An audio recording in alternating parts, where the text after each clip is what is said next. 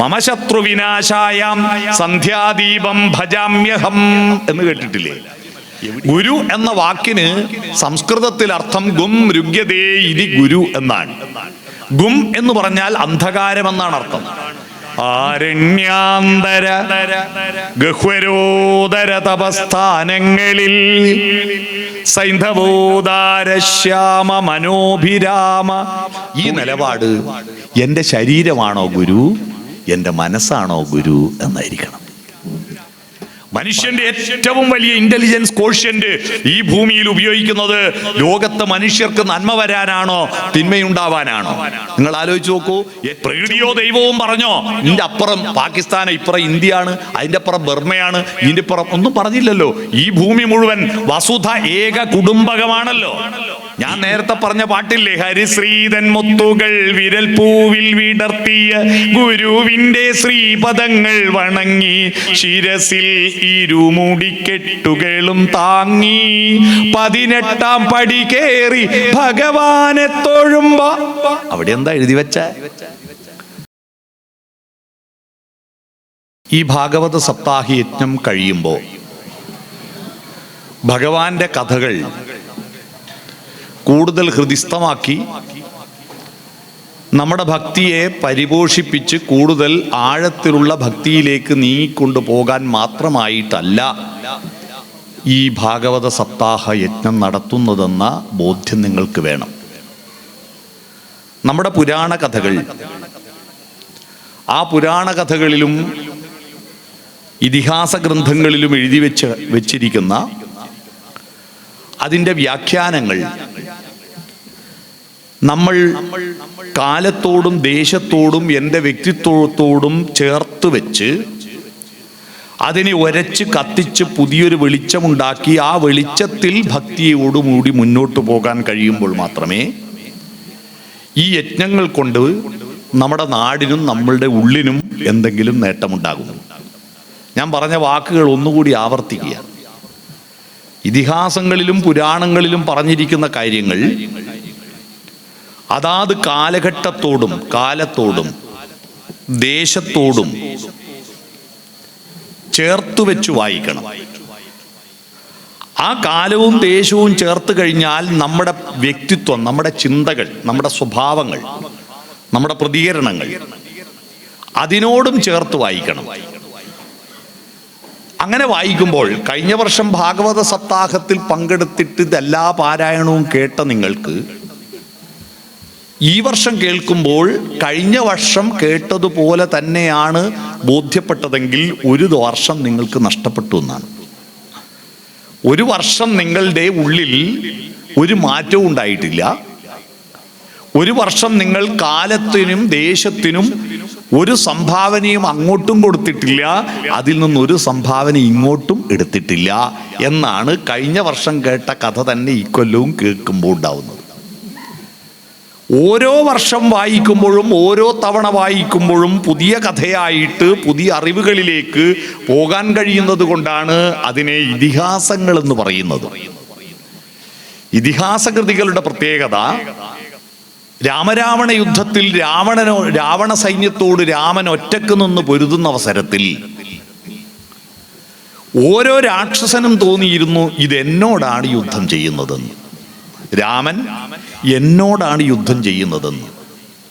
അത്തരത്തിൽ എല്ലാ രാക്ഷസന്മാരോടും ഒരാൾ തന്നെ പലതായി മാറി യുദ്ധം ചെയ്യുന്ന ഒരു കരുത്തിനെ പറ്റിയിട്ട് രാമായണത്തിൽ വർണ്ണിക്കുന്നുണ്ട്. അതുപോലെ ഈ ഭാഗവതം വായിച്ചു കൊണ്ടിരിക്കുമ്പോൾ, അത് വ്യാഖ്യാനിച്ചു കൊണ്ടിരിക്കുമ്പോൾ അതിലുള്ള മനഃശാസ്ത്രപരവും ജീവിതപരവുമായിരിക്കുന്ന പല പ്രശ്നങ്ങൾ പറഞ്ഞുകൊണ്ടിരിക്കുമ്പോൾ ഓരോരുത്തർക്കും തോന്നണം ഇത് എന്നോട് മാത്രം പറയാനാണെന്ന്, ഇത് എന്നെ ഉദ്ദേശിച്ചിട്ടാണ് യജ്ഞാചാര്യൻ പറയുന്നതെന്ന് എനിക്ക് ബോധ്യപ്പെടണം.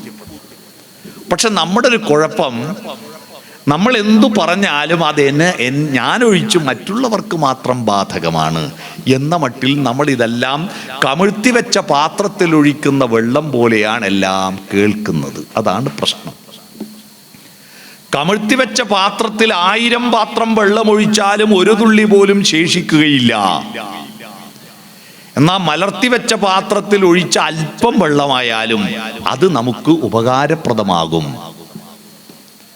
അതുകൊണ്ട് മലർത്തി വെക്കേണ്ടത് നമ്മുടെ ഇതിഹാസ പുസ്തകമല്ല, മലർത്തി വെക്കേണ്ടത് നമ്മുടെ ഹൃദയ പുസ്തകമാണ്, നമ്മുടെ മനോപുഷ്പമാണ്, മനോപുസ്തകമാണ്. നമ്മുടെ മസ്തകത്തിൽ പുസ്തകം ചേർന്നത് കൊണ്ടാണ് നമ്മൾ മനുഷ്യനായത്. മനുഷ്യന്റെ മസ്തകത്തേക്കാൾ എത്രയോ വലിപ്പമുള്ളതാണ് ആനയുടെ മസ്തകം. പക്ഷെ ആനയുടെ മസ്തകത്തോട് പുസ്തകം ചേരാത്തത് കൊണ്ട് കുഞ്ഞുണ്ണി മാഷ് പറഞ്ഞല്ലോ, വായിച്ചില്ലെങ്കിലും ആനയും വളർന്നു, വായിച്ച പാപ്പാനും വളർന്നു. വായിച്ചാലും വളരും, വായിച്ചില്ലേക്കും വളരും. പക്ഷേ പാപ്പാൻ മാതംഗശാസ്ത്രം എന്ന പുസ്തകം വായിച്ചത് കൊണ്ട് ഈ ആനയെ വളയാൻ, ആനയെ മെതിക്കാൻ, ആനയെ കൊണ്ട് പണിയെടുപ്പിക്കാൻ പറ്റുന്ന വിളഞ്ഞ പുള്ളിയായി. പാപ്പാൻ വിളഞ്ഞ പുള്ളിയായി. എന്നാൽ ആന ഈ പാപ്പാൻ പറയുമ്പോൾ മുമ്പിൽ വളയുന്ന ആളായി. വളയും. അപ്പൊ വായിച്ചില്ലേ വളയും, വായിച്ചാൽ വിളയും എന്ന് പറഞ്ഞതിന്റെ അർത്ഥം മനസ്സിലായില്ലേ? വിഷയം നമ്മൾ ഇതൊക്കെ കേന്ദ്രീകരിക്കുന്നത് മനസ്സിലേക്കാണ്. ആ മനസ്സാകുന്ന പാത്രം മലർത്തി വെക്കാൻ കഴിയുന്നുണ്ടോ എന്നതാണ് ചോദ്യം. ഈ ലോകം വളർന്നത് നമ്മുടെ മനസ്സാകുന്ന പാത്രം മലർത്തി വെച്ചപ്പോഴാണ്. മനുഷ്യൻ മനുഷ്യനാകുന്നതിന് മുമ്പ് മൃഗാദി ജന്തുക്കളിൽ ഒന്നായിട്ട് നടന്നിരുന്ന കാലം. ആ കാലത്ത് അവന് വിശപ്പുണ്ടായിരുന്നു, ഭക്ഷണം അന്വേഷിച്ചിരുന്നു. അവന് കാമമുണ്ടായിരുന്നു, ഇണയെ അന്വേഷിച്ചിരുന്നു. അവൻ ഉറക്കം വന്നിരുന്നു, അവൻ ഉറങ്ങാൻ ഇടം അന്വേഷിച്ചിരുന്നു. അവന് വിസർജിക്കാൻ തോന്നിയിരുന്നു, വിസർജിച്ചിരുന്നു. ഈ പ്രക്രിയകളെല്ലാം അവൻ തോന്നുന്നത് അവന്റെ മനസ്സിൽ ചിന്തകൾ ഉണ്ടായതുകൊണ്ടാണ്. പക്ഷെ ആ ചിന്തകളെ ഉണ്ണണം, ഉറങ്ങണം, ഉണ്ണിയുണ്ടാക്കണം, വിസർജിക്കണം എന്ന ചിന്തകളെ മാറ്റിയിട്ട് അതിനപ്പുറത്തേക്ക് ശരീരത്തിന്റെ ചോദനകളിൽ നിന്ന് മാറിയിട്ട് ആ ശരീരത്തിലേക്ക് കമിഴ്ത്തി വെച്ചിരിക്കുന്ന ഒരു പാത്രമായിരുന്ന അവന്റെ മനസ്സിനെ ഈ പ്രപഞ്ചത്തിലേക്ക് മലർത്തി വെക്കാൻ ആരംഭിച്ചപ്പോഴാണ് മനുഷ്യൻ ഉണ്ടാകുന്നത്. മൃഗങ്ങളുടെ മനസ്സ്, മൃഗങ്ങൾക്കെല്ലാം മനസ്സുണ്ട്, അവർക്കെല്ലാം ബുദ്ധിയുണ്ട്. ഇപ്പൊ ഒരു റോഡിലൂടെ ഒരു ബൈക്ക് പോകുമ്പോ ഒരു പട്ടി, റോഡിൽ കിടന്ന പട്ടിക്ക് ബൈക്ക് പോകാൻ സ്ഥലമുണ്ടെങ്കിൽ കിടന്നിറക്കെന്ന് എഴുന്നേക്കൂല. എന്നാൽ ഒരു ലോറിയാണ് വന്നതെങ്കിൽ ആ പട്ടി എഴുന്നേറ്റ് മാറിക്കൊടുക്കും. അപ്പൊ അതിന്റെ അർത്ഥം ബൈക്കിന്റെ വീതി എത്രയാന്നും ലോറിന്റെ വീതി എത്രയാന്നും പട്ടിക്ക് അറിയാന്നല്ലേ? അപ്പൊ കണക്കറിയാലോ പട്ടിക്ക്. ബൈക്കിന്റെ വീതി എത്രയേ വേണ്ടു അതിനറിയാം. ലോറിക്ക് കുറച്ചുകൂടി വീതി വേണം, അതുകൊണ്ട് ഞാൻ എഴുന്നേറ്റ് കൊടുക്കണമെന്ന് അതിനറിയാമല്ലോ. അപ്പൊ അതിന് മനസ്സുണ്ടല്ലോ. പക്ഷിമൃഗാദികൾക്കെല്ലാം മനസ്സുണ്ട്. പക്ഷെ ഈ മനസ്സെല്ലാം കമിഴ്ത്തി വെച്ചിരിക്കുന്നത് ശരീരത്തിലേക്കാണ്. ശരീരമാണ് ഗുരു. ഈ ഗുരുത്വം ഗുരുത്വം എന്ന് നിങ്ങൾ കേട്ടിട്ടുണ്ടാകും ഇല്ലേ? ഗുരുത്വം എന്ന് പറഞ്ഞാൽ നമ്മളെ അക്ഷരം പഠിപ്പിച്ച ഗുരുനാഥനെ പാദം തൊട്ട് നമസ്കരിക്കലും അദ്ദേഹത്തെ കാണുമ്പം മാടിക്കെട്ട് അയച്ചിടലും അഥവാ ബഹുമാനിക്കാൻ ഒന്നും പറ്റുന്നില്ല മുണ്ടയച്ചിടലുമാണ് ഗുരുത്വം എന്ന് വിചാരിച്ചു പോവാ പലരും. അല്ല, ഗുരുത്വം എന്ന വാക്ക് ചെറിയ കാര്യമല്ല. ഗുരു എന്ന വാക്കിന് സംസ്കൃതത്തിൽ അർത്ഥം ഗും രുഗ്യതേ ഇതി ഗുരു എന്നാണ്. ഗും എന്ന് പറഞ്ഞാൽ അന്ധകാരം എന്നാണ് അർത്ഥം. അന്ധകാരം പ്രവേശിക്കുന്നത് തടഞ്ഞു നിർത്തുന്ന പട്ടാളക്കാരനാണ് ഗുരു. എന്താണ് അന്ധകാരം? മൃഗതൃഷ്ണ. മനഃശാസ്ത്രജ്ഞന്മാർ പറയുന്നത് മനുഷ്യ ശരീരത്തിലെല്ലാം ഒരു തൃഷ്ണയുണ്ട്. ആ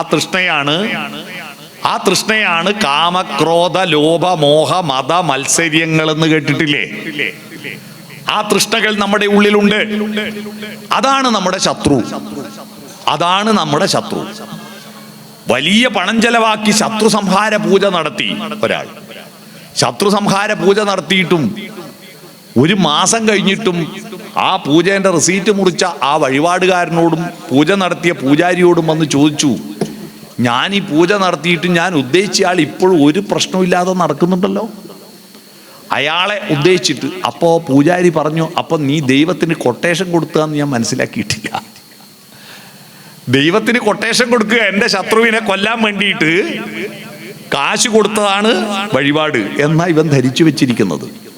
മമ ശത്രു വിനാശായാം സന്ധ്യാദീപം ഭജാമ്യഹം എന്ന് കേട്ടിട്ടില്ലേ? എവിടെയാ ശത്രു? ഈ ഭൂമിയിൽ മനുഷ്യൻ ഒരിടത്തും ഒരു ശത്രുവുമില്ല. അവന്റെ ശത്രു അവന്റെ ഉള്ളിലാണ്. ഇസ്രായേൽ ഇപ്പൊ ഹമാസിലേക്ക് ബോംബിടുന്നത്, അവിടെ കലാപം നടക്കുന്നത്, ആ ശത്രു ആരാ? നെത്യാഹു എന്ന് പറയുന്ന മനുഷ്യന്റെ ഉള്ളിലുള്ള കോപമാണ് ശത്രു, വിദ്വേഷമാണ് ശത്രു, വെറുപ്പാണ് ശത്രു. ആ ശത്രുവിനെ സംഹരിക്കാൻ പറ്റാത്തത് കൊണ്ടാണ് കൊച്ചുകുട്ടികളെ പോലും കൊന്നു തള്ളുന്നത്. ഉള്ളിലുള്ള ശത്രുവിനെ സംഹരിക്കാൻ കഴിയാത്തത് കൊണ്ടാണ്. ആ ഉള്ളിലുള്ള ശത്രുവാണ് ഇരുട്ടെന്ന് പറയുന്നത്. ആ ഇരുട്ട് ഉള്ളിൽ പ്രവേശിച്ചു കഴിഞ്ഞാൽ അതിനെ പുറത്തു കളയാൻ ഒരു സൂത്രമുണ്ട്. ആ പുറത്തു കളയാനുള്ള സൂത്രം നമ്മൾ ഉപയോഗിക്കുന്നുണ്ട്. പക്ഷെ നമ്മൾ ഉപയോഗിക്കുന്നതൊന്നും എന്തിനാണെന്ന് ഓർമ്മയില്ല. നമ്മൾ എന്തിനാണ് ചെയ്യുന്നതെന്ന് ഓർമ്മയില്ല. തിരുവനന്തപുരത്തേക്ക് വണ്ടി കയറിയിട്ട് അവിടെ എത്തിയിരിക്കുന്ന ഒരാള് തിരുവനന്തപുരത്ത് എത്തിയപ്പോൾ ആലോചിക്കുക, ഞാൻ എന്തിനാ തിരുവനന്തപുരത്ത് വന്നെന്ന് ഓർമ്മയില്ല, പിന്നെ എന്തിനാ തിരുവനന്തപുരത്ത് പോകുന്നത്? അതുപോലെയാണ് നിങ്ങൾ ഇരുട്ടിനെ പുറത്തു കളയാനുള്ള സൂത്രം ചെയ്യുന്നുണ്ട്, പക്ഷേ അത് എന്തിനാണെന്നറിയില്ല. രാശബ്ദോച്ചാരണ മാത്രേണ മുഖാൻ നിര്യന്തി പാതക പുനഃപ്രവേശ ഭീര്യാജ മകാരശ്ച കവാടവേൽ. രാ എന്നുച്ചരിക്കും വേളയിൽ എല്ലാ പാപങ്ങളും പുറത്തു പോകുന്നു. പുറത്തുപോയ പാപങ്ങൾ തിരിച്ചുള്ളിൽ പ്രവേശിക്കാതിരിക്കാൻ മ എന്ന് വയപൊട്ടുന്നു. രാമ രാമ രാമ രാമ രാമ രാമ എന്ന് ജപിക്കാറില്ലേ? എല്ലാരും ജപിക്കാറുണ്ട്, പക്ഷെ തിരുവനന്തപുരത്ത് പോകാറുണ്ട്. എന്തിനാ തിരുവനന്തപുരത്ത് പോയെന്നറിയില്ല. രാമരാമാന്ന് ജപിക്കാറുണ്ട്. എന്തിനാ ഇത് ജപിക്കുന്ന? എൻ്റെ ഉള്ളിലുള്ള അന്ധകാരത്തെ പുറത്തേക്ക് കളയാനും പുറത്തുപോയ അന്ധകാരം വീണ്ടും ഉള്ളിൽ കയറാതിരിക്കാനുമാണ്. ശബരിമലക്ക് പോകാനായിട്ട് ഇപ്പൊ ഉടുപ്പ് മാറുന്ന ഒരുപാട് ആളുണ്ട്. ആദ്യം ആരിൽ നിന്നാ ഗുരു സ്ഥാനത്തെ ബഹുമാനിക്കണല്ലോ. ശബരിമലയിലെ സ്വാമി അയ്യപ്പ സിനിമയിലെ അതിമനോഹരമായ ഒരു ഗാനത്തിലെ ഫസ്റ്റ് ചരണം തുടങ്ങുന്ന എങ്ങനെയാ? ഹരിശ്രീതൻ മുത്തുകൾ വിരൽ പൂവിൽ വിടർത്തിയ ഗുരുവിന്റെ ശ്രീപദങ്ങൾ വണങ്ങി ശിരസിൽ ഇരുമുടി കെട്ടുകളും താങ്ങി. അല്ലേ? ഹരിശ്രീതൻ മുത്തുകൾ വിരൽ പൂവിൽ വിടർത്തി തന്ന ഗുരുവിന്റെ ശ്രീപദങ്ങൾ വണങ്ങി. ആ ഗുരു ഇരുട്ട് പ്രവേശിക്കുന്നത് തടയുന്നവനാണ് ഗുരു. അതാണ് മാ. ആ ഗുരു ശരീരമാകുമ്പോ നമ്മൾ മൃഗമായി, മനസ്സാകുമ്പോൾ നമ്മൾ മനുഷ്യരായി. ഗുരു ലഘു എന്ന് പണ്ട് സ്കൂൾ പഠിച്ചവർക്കറിയാം. വൃത്തം നിശ്ചയിക്കാൻ വേണ്ടിയിട്ട് ഗുരു ലഘു, ദീർഘാക്ഷരം ഗുരുവതാം ഹ്രസ്വാക്ഷരം ലഘുവായിടും എന്ന് പഠിപ്പിക്കും. കാ എന്ന് എഴുതുമ്പോ ഗുരു വരയാ മേലെ അതിന്റെ ചിഹ്നം.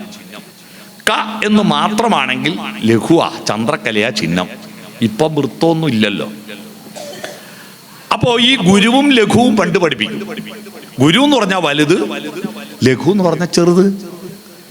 പ്രകൃതിയുടെ നിയമം വലിയത് ചെറുതിനെ നിയന്ത്രിക്കുക എന്നതാണ്. വലുത് ചെറുതിനെ നിയന്ത്രിക്കുക. നമ്മളൊരു ചെറിയ കുട്ടി, ആ കുട്ടിയെയും കൊണ്ട് ഈ ഉത്സവ സ്ഥലത്തേക്ക് വരുമ്പോ കുട്ടി റോഡിലേക്ക് ഓടുക. ഇപ്പൊ വലിയ ആളുകള് ഓടിക്കോട്ടെ, എന്തോ ചെയ്തോട്ടെ എന്നല്ലല്ലോ, ഇങ്ങോട്ട് വാ നിയന്ത്രിക്കുമല്ലോ. നിയന്ത്രിച്ചിട്ടും ഈ കുട്ടി അതനുസരിക്കാതെ റോഡിലേക്ക് പോയാൽ ഉടനെ പറയും എന്താ?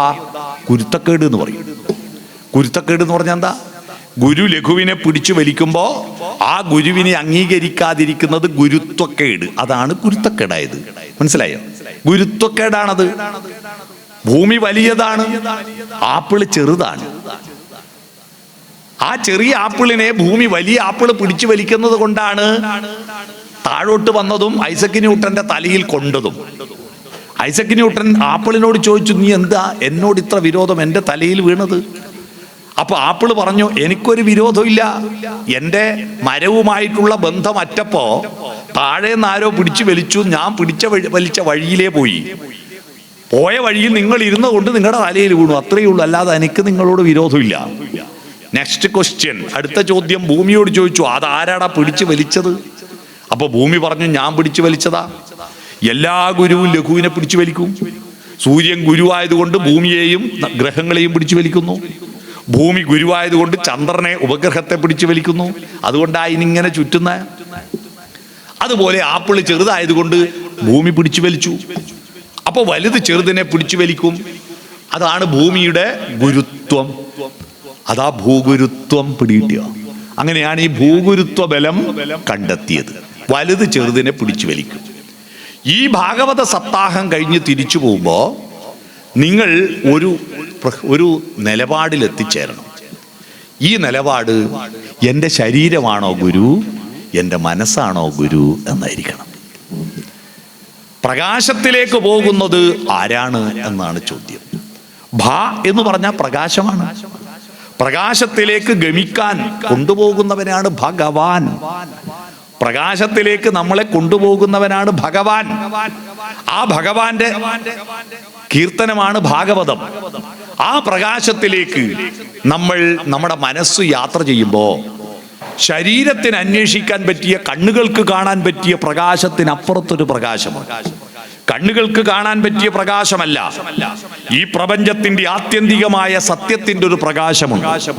ആ പ്രകാശത്തെ അന്വേഷിച്ചിട്ടാണ് ആരണ്യാന്തര ഗഹ്വരോദര തപസ്ഥാനങ്ങളിൽ സൈന്ധവോദാര ശ്യാമ മനോഭിരാമ പുളിനോപാന്ത പ്രദേശങ്ങളിൽ ആരന്തർമുഖം ഇപ്രപഞ്ച പരിണാമോദ്ഭിന്ന സർഗക്രിയാസാരം തേടി അലഞ്ഞു പണ്ട് അവരിലെ ചൈതന്യമെൻ ദർശനം. ആരണ്യാന്തരങ്ങളിൽ, കാടുകൾക്കകത്ത്, ഗഹ്വരോദരങ്ങളിൽ, ഗുഹയ്ക്കകത്ത്, സൈന്ധവോദാരശ്യാമ മനോഭിരാമ പുളിരോപാന്ത പ്രദേശം, സിന്ധു നദിയുടെ മനോഹരമായ കറുത്ത മണൽത്തിട്ടകളിൽ ആരാണോ അന്തർമുഖരായിരുന്നിട്ട് ഈ പ്രപഞ്ചത്തിന്റെ പരിണാമത്തിന്റെയും സർഗാത്മകതയുടെയും സാരമെന്തെന്ന് തേടി അലഞ്ഞത്, അവരുടെ ചൈതന്യമാണ് എൻ്റെ ചൈതന്യമെന്ന സർഗസംഗീതത്തിലെ ആദ്യത്തെ ശ്ലോകം വയലാർ എഴുതിയത് നമ്മൾ സ്കൂളിൽ പഠിച്ചിട്ടുണ്ടാകും. ഈ പ്രപഞ്ചം വികസിച്ചുകൊണ്ടിരിക്കുകയും പരിണമിച്ചുകൊണ്ടിരിക്കുകയും ചെയ്യുന്നതാണ്. ആ പ്രപഞ്ചത്തിന്റെ വികാസത്തിനനുസരിച്ച് എൻ്റെ ഹൃദയവും എൻ്റെ മനസ്സും വികസിക്കുകയും ഈ പ്രപഞ്ചത്തിന്റെ പരിണാമത്തിനനുസരിച്ച് ഞാനും മാറുകയും ചെയ്തിട്ടില്ലെങ്കിൽ ഞാൻ പ്രകാശത്തിന്റെ വഴിയിലൂടെ സഞ്ചരിക്കുന്നവനാവില്ല. ഈ ലോകം നിരന്തരം വികസിക്കുക. ജി ശങ്കരക്കുറുപ്പിന്റെ വിശ്വദർശനം എന്ന മനോഹരമായ ഒരു കവിതയുണ്ട്. ആ കവിതയിൽ അദ്ദേഹം പറയുന്നു, വന്ദനം സനാതനാനുക്രമ വികാസ പ്രപഞ്ചമേ. വന്ദനം ഹേ പ്രപഞ്ചമേ. എങ്ങനെയുള്ള പ്രപഞ്ചം? സനാതനാനുക്രമ വികാസ പ്രപഞ്ചം. സനാതനം എന്ന് പറഞ്ഞാൽ എന്താ? എല്ലാ കാലത്തേക്കും. നേർവിപരീതം അധുനാതനം. ഇപ്പൊ മുമ്പിലുള്ളത് മാത്രമാണ് അധുനാതനം. സനാതനം എല്ലാ കാലത്തേക്കും. സനാതനാനുക്രമം, ക്രമമനുസരിച്ചിട്ട് വികസിക്കുന്ന പ്രപഞ്ചമേ. ക്രമം അനുസരിക്കാതെ വികസിച്ചാൽ ആ വികാസം തടസ്സപ്പെടും. നമ്മുടെ കുടുംബങ്ങൾ നോക്കൂ. നമ്മുടെ കുടുംബങ്ങൾ തരംഗരൂപത്തിലാണ് നമ്മുടെ കുടുംബങ്ങളുടെ സാമ്പത്തിക സാംസ്കാരിക സ്ഥിതി ഉണ്ടാവുന്നത്. പഴയ ജമ്മിമാരുടെ കാലത്ത് അവരായിരുന്നു വലിയ തമ്പുരാക്കന്മാർ. അന്നത്തെ കുടിയന്മാര് താണിട്ടും ജമ്മിമാർ ഉയർന്നിട്ടുമായിരുന്നു. എന്നാൽ ഇപ്പൊ നോക്ക്, അന്നത്തെ കുടിയന്മാരായവരെല്ലാം വലിയ ഉദ്യോഗസ്ഥന്മാരായിട്ട് വലിയ മാളിക നിൽക്കുമ്പോ അന്നത്തെ ജമ്മിമാർ താണു. കുറച്ച് കഴിയുമ്പോ താണവരും ഉയർന്നിട്ടുണ്ടാവും, ഉയർന്നവർ താണിട്ടുണ്ടാവും. അല്ലേ? ഞങ്ങളൊക്കെ വിദ്യാലയത്തിൽ പഠിക്കുന്ന കാലത്ത് വലിയ പൈസക്കാരാണ്, വലിയ സുന്ദരന്മാരും സുന്ദരികളും ആയാൽ നമുക്കൊന്നും സ്വപ്നം കാണാൻ പറ്റാത്തവരാണെന്നെല്ലാം വിചാരിച്ച കുറെ ആളുണ്ടായിരുന്നു ക്ലാസ്സിൽ. വലിയ ആളുകളാണ്. ഇപ്പൊ ഞങ്ങൾ അന്വേഷിച്ച് നോക്കുമ്പോ അവരൊന്നും ഒന്നുമല്ല. എന്നാരും മൈൻഡ് ചെയ്യാത്ത, മൂക്കുന്നൊലിപ്പിച്ച് നടക്കുന്ന പുകയിൽ തണ്ട് പോലത്തെ പിള്ളേരെല്ലാം ഇപ്പൊ നല്ല യോഗ്യതയിൽ നല്ല സ്റ്റൈലില് ഉയർന്നു നിൽക്കുന്നതും കാണാം. അല്ലേ? അത് താണിട്ടും ഉയർന്നിട്ടും ഈ ത്രാസ് താഴുന്നതും പൊങ്ങുന്നതും ആരറിയൂ? നിയതിതൻ തീരുമാനം. അതാണ്. താഴുകയും പൊങ്ങുകയും ചെയ്തുകൊണ്ടിരിക്കും. അപ്പൊ നമ്മളിങ്ങനെ മുന്നോട്ട് പോയിക്കൊണ്ടിരിക്കുമ്പോ അത് ക്രമമല്ലാതിരിക്കുമ്പോ അതിനാണ് അക്രമം എന്ന് പറയാ. ശരീരവും മനസ്സും ചേരുമ്പോഴും നമ്മുടെ മനസ്സും മറ്റുള്ളവരുടെ മനസ്സും ചേരുമ്പോഴും ഒരു ക്രമമുണ്ട്. ആ ക്രമം തെറ്റുമ്പോൾ അതിനാണ് അതിക്രമമെന്നും അക്രമം എന്നും പറയുന്നത്. നമ്മുടെ നാട്ടിലുള്ള ആക്രമണങ്ങളെല്ലാം കാരണമാകുന്നത്, രാഷ്ട്രീയത്തിന്റെ പേരിൽ ആക്രമണം ഉണ്ടാകുന്നത് രാഷ്ട്രീയമല്ല ഉത്തരവാദി, മതത്തിന്റെ പേരിൽ ആക്രമണം ഉണ്ടാകുന്നതിന് മതമല്ല ഉത്തരവാദി, കുടുംബത്തിന്റെ പേരിൽ ആക്രമണം ഉണ്ടാകുന്നതിന് കുടുംബമല്ല ഉത്തരവാദി. ഈ രാഷ്ട്രീയത്തെ ഏറ്റെടുത്തിരിക്കുന്ന മനുഷ്യന്റെ മനസ്സിന്റെ ക്രമം തെറ്റാണ്. ഇതെന്തിനാണെന്ന് അറിയില്ല. അത് ക്രമമായിട്ട് വികസിക്കാതെ പെട്ടെന്നുണ്ടാകുന്ന ചൂടാവൽ ഉണ്ടാവുന്നു. മതം എന്താണെന്ന് അറിയില്ല. മതം എന്ന വാക്കിന് ഇംഗ്ലീഷിൽ ഒരു വാക്കുണ്ട്, റിലിജിയൻ എന്നാണ് അതിന് പറയുക. റിലിജിയൻ എന്ന വാക്കുണ്ടായത് എങ്ങനെയാണ്? മനുഷ്യർ ബുദ്ധി കിട്ടി, പക്ഷേ മത്സര്യ ബുദ്ധിയോടുകൂടി മൃഗങ്ങളെ പോലെ, മൃഗങ്ങൾക്ക് മത്സര്യ ബുദ്ധിയുണ്ടെങ്കിലും സൂത്രപ്പണിയില്ല. ബുദ്ധിയില്ലാത്തത് കൊണ്ട് അവർക്ക് സൂത്രങ്ങളിലൂടെ, ആയുധങ്ങളിലൂടെ മറ്റൊരാളെ അടച്ചാക്ഷേപിച്ചിട്ടും പറ്റിച്ചിട്ടും നേട്ടമുണ്ടാക്കാൻ അറിയില്ല.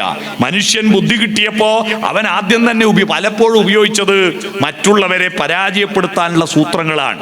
ആ സൂത്രങ്ങൾ അന്വേഷിച്ചിട്ടാണ് അവൻ കത്തി കണ്ടുപിടിച്ച് കൊല്ലാൻ തുടങ്ങിയത്. അവൻ ബോംബ് കണ്ടുപിടിച്ചിട്ട് എറിഞ്ഞു കൊല്ലാൻ തുടങ്ങിയത്. ലോകത്തിലുള്ള മനുഷ്യന്റെ നല്ല ബുദ്ധി ഈ ഭൂമിയിൽ ഏറ്റവും കൂടുതൽ ഉപയോഗിക്കുന്നത് എന്തിനാ? മനുഷ്യന്റെ ഏറ്റവും വലിയ ഇന്റലിജൻസ് കോഷ്യന്റ് ഈ ഭൂമിയിൽ ഉപയോഗിക്കുന്നത് ലോകത്ത് മനുഷ്യർക്ക് നന്മ വരാനാണോ തിന്മയുണ്ടാവാനാണോ? നിങ്ങൾ ആലോചിച്ച് നോക്കൂ. ഏറ്റവും വലിയ ബുദ്ധി ഉപയോഗിച്ചത് ആറ്റം ബോംബ് ഉണ്ടാക്കാനാ. E=mc² എന്ന ഐൻസ്റ്റീൻ ആണ് ലോകത്ത് ഏറ്റവും വലിയ ഐക്യം ഉണ്ടായ മനുഷ്യൻ. അദ്ദേഹം കണ്ടെത്തിയ സൂത്രമാണ് E=mc². ദ്രവ്യത്തെ ഊർജമാക്കി മാറ്റാനുള്ള സൂത്രപ്പണിയാണ് അദ്ദേഹം പറഞ്ഞു കൊടുത്തത്. ആ ദ്രവ്യമായിരിക്കുന്ന പിച്ച് ബ്ലൻഡ് അയിരിൽ നിന്ന് യുറേനിയം എന്ന ഘടകത്തെ ഉണ്ടാക്കുകയും യുറേനിയത്തെ സമ്പുഷ്ടീകരിച്ച് റേഡിയം എന്ന ഘടകത്തെ ഉണ്ടാക്കുകയും റേഡിയത്തെ പിന്നെയും വിഘടിച്ച് അതിന്റെ മർമ്മങ്ങളെ വിഭജിച്ച് ഇലക്ട്രോണുകളും പ്രോട്ടോണുകളും ഉണ്ടാക്കുകയും ആ പ്രോട്ടോണുകളെ പിന്നെയും വിഭജിച്ചിട്ട് വമ്പിച്ച വിസ്ഫോടനങ്ങൾ ഉണ്ടാക്കുകയും ചെയ്യുന്ന സത്യം കണ്ടെത്തിയിട്ട് മനുഷ്യൻ നാഗസാക്കിയിലും പിന്നെ ഇവിടെ ഹിരോഷിമയിലും ബോംബിടുകയും ചെയ്തു.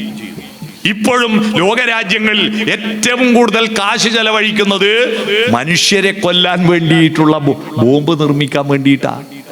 ഇന്ത്യ അടക്കം ലോകത്തിലുള്ള സകല രാജ്യങ്ങളും അതിന്റെ ബജറ്റിൽ വിഹിതം നീക്കി വെക്കുന്നത് രാജ്യത്തിലെ മുഴുവൻ ആളുകൾക്കും കുടിവെള്ളം എത്തിക്കാനല്ല, മുഴുവൻ ആളുകൾക്കും ഭക്ഷണം എത്തിക്കാനല്ല. 40% ഫണ്ടും നീക്കി വെച്ചിരിക്കുന്നത് പട്ടാളത്തിന് വേണ്ടിയിട്ടാണ്. പട്ടാളം എന്തിനാണ്? കൊല്ലാൻ വേണ്ടിയിട്ടാണ്. ആരെ കൊല്ലാനാണ്? അപ്പുറത്തുള്ള മനുഷ്യൻ. ആരാ അപ്പുറത്ത്? ഈ അപ്പുറം ഇപ്പുറം ആക്കിയത്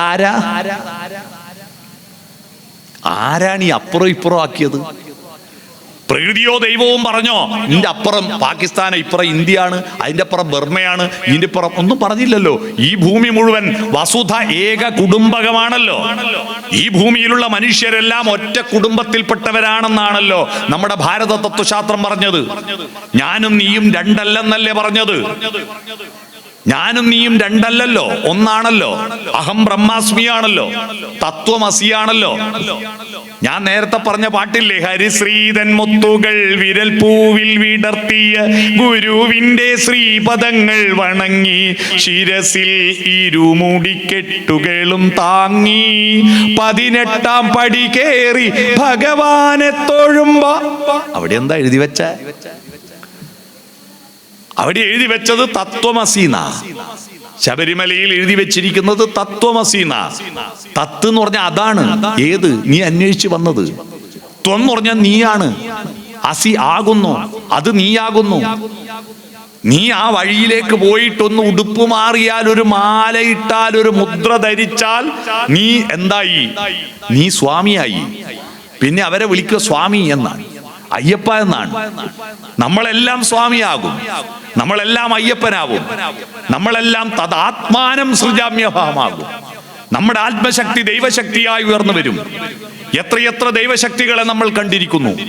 കൊറോണ കാലത്ത് എത്രയെത്ര മനുഷ്യർക്ക് ഭക്ഷണം എത്തിക്കാൻ, എത്രയെത്ര ആളുകളെ ആശുപത്രിയിൽ എത്തിക്കാൻ, എത്രയെത്ര ശവങ്ങൾ സംസ്കരിക്കാൻ ആത്മശക്തി അവതരിച്ചത് നിങ്ങൾ കണ്ടിട്ടില്ലേ? അതൊക്കെ ദൈവാംശങ്ങൾ തന്നെയാണ്. നമ്മൾ ദൈവമാകുന്നത് എപ്പോഴാണ്?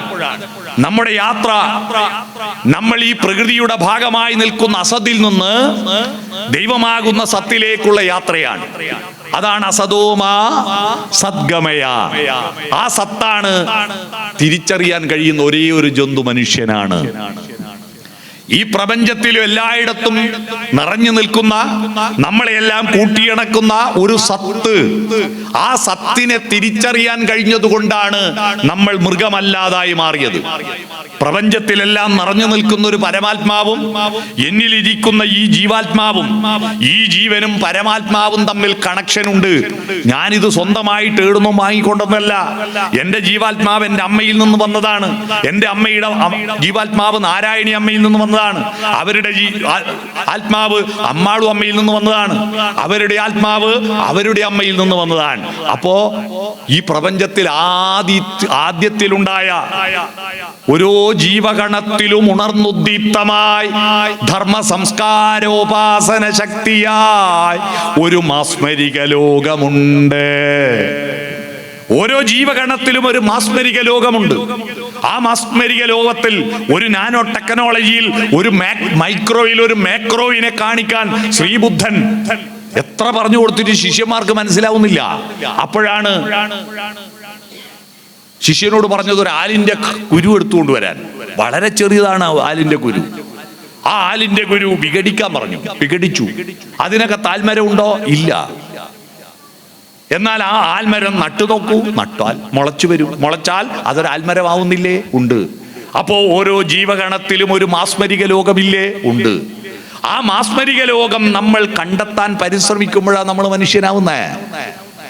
അല്ലാതെ എന്തെങ്കിലും ഒന്ന് കണ്ടാൽ അതിനേക്ക് തിന്നാനുള്ള വിഭവമാണോ, എനിക്ക് പണമുണ്ടാക്കാനുള്ള വിഭവമാണോ എന്ന് മാത്രം ചിന്തിക്കുമ്പോൾ നമ്മൾ മൃഗമാകും. ഒരു മനുഷ്യനെ കണ്ടാൽ ഉടൻ തന്നെ ആ മനുഷ്യനെ കണ്ടാൽ നമുക്കെന്താ? ആ മനുഷ്യന്റെ അകത്തൊരു പോസിറ്റീവ് എനർജി ഉണ്ടോ?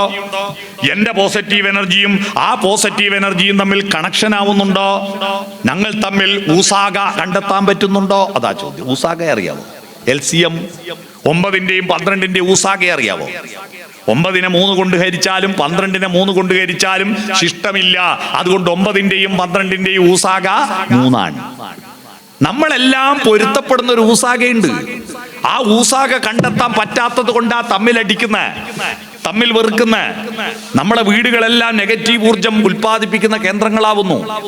നിങ്ങളുടെ മനസ്സിൽ എത്ര നെഗറ്റീവ് ഊർജമുണ്ടോ, നിങ്ങൾ എത്ര ഭാഗവതം കേട്ടാലും ഈ നെഗറ്റീവിനോട് എത്ര പോസിറ്റീവ് ഗുണിച്ചാലും ഫലം നെഗറ്റീവേ ആവും. നിങ്ങളുടെ മനസ്സിൽ നെഗറ്റീവ് ഉണ്ടെങ്കിൽ, നിങ്ങളുടെ മനസ്സിൽ നെഗറ്റീവ് ഉണ്ടെങ്കിൽ എത്ര നല്ല വാക്കുകൾ കേട്ടാലും അതെല്ലാം അവസാന നെഗറ്റീവിൽ ചെന്ന് ചേരും. നിങ്ങളുടെ മനസ്സിൽ നെഗറ്റീവ് ഉണ്ടോ എന്ന് കണ്ടെത്താൻ എന്താ മാർഗം?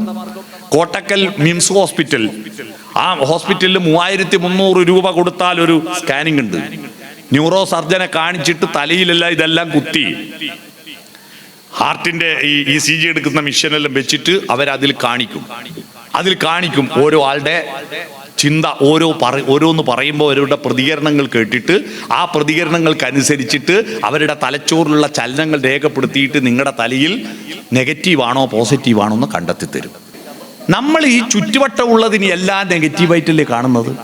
വഴിയിലൂടെ ആരെങ്കിലും ഒരാൾ നടന്നു പോകുന്നു, ആ മനുഷ്യന് 99% നന്മയുണ്ട് എല്ലാവരുടെ ഉള്ളിൽ.